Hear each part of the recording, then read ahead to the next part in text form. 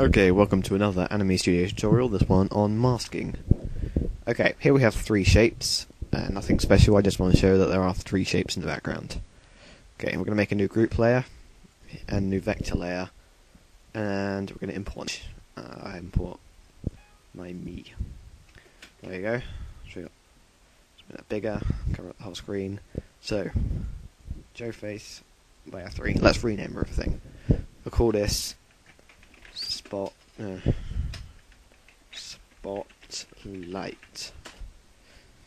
we'll call this one, let's leave it Joe's face.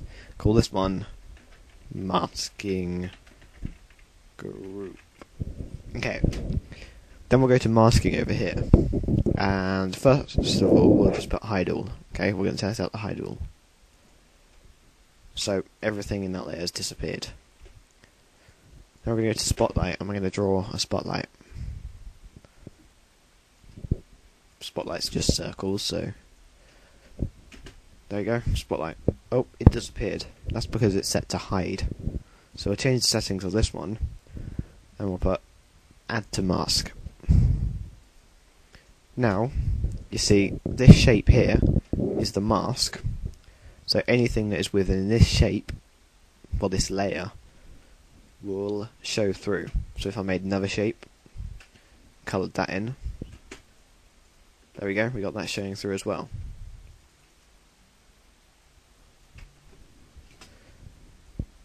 Ta-da!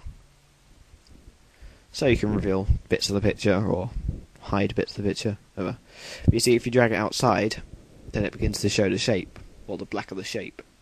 And we don't want that. So we'll just change it to add to mask but keep invisible. There, if it goes outside the shape, it will just stay invisible. So only mask the bits you want. Okay, so that's all good and everything, but what happens if you want the opposite? Because you might. Let's change masking group to reveal all. Then let's change the spotlight to subtract from mask. So there we go, we got the opposite now. This layer is subtracting from the mask, so you can't see anything that's here. This is useful if you've got something underneath it that you want to be in front. So let's say we wanted this circle to be in front, but we still wanted it to be on the layer below. There we go, now it's in front. And no matter where we move the face, it will always be in front, even though the layer's below. Or you can find your own usage for it. I don't know what you're going to use it for. I don't use masking that much, but I have used it recently for split screen, and I'll show you how that works. Let's delete everything. Let's go back to stickman, just because I haven't done a stickman in ages. Let's do a very simple stickman.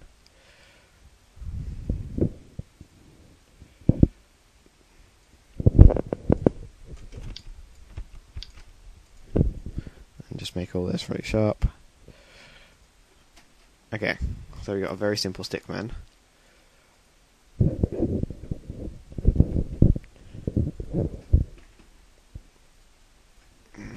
Coloured in with 5 outline. Okay, then on the other side, let's say we have let's leave that there now, let's call him 1.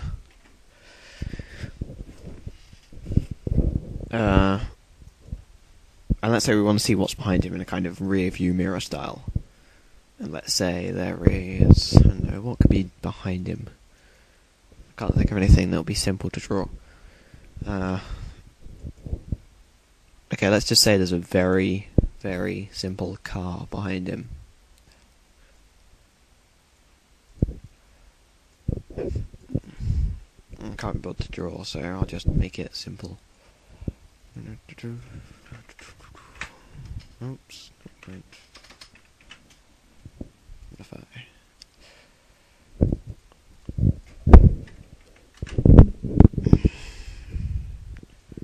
okay, so there is my very simple car. Colour it in.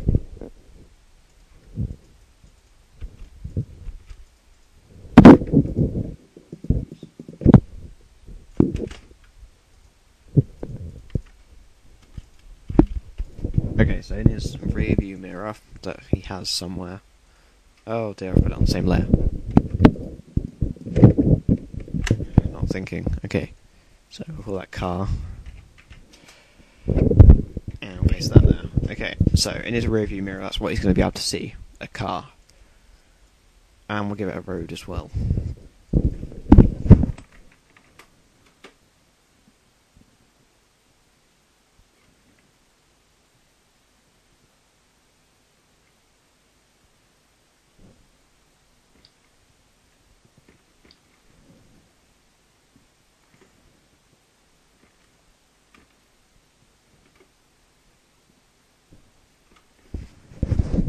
So there we go, we've got a car on a mirror, and a car on the road, but this bit's a bit too big. So what we're going to do is make it into the group, and we'll call this split screen, or be lazy and all that. Hide all. Then we'll have to make the mask. And let's say we only want it this big.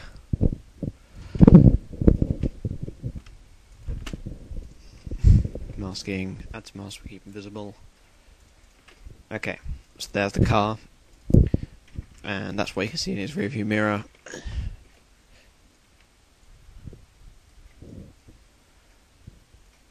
Which he has in his vision somehow. And you'll see that it's moving around, but it's not going outside that tiny little box that we've designated it.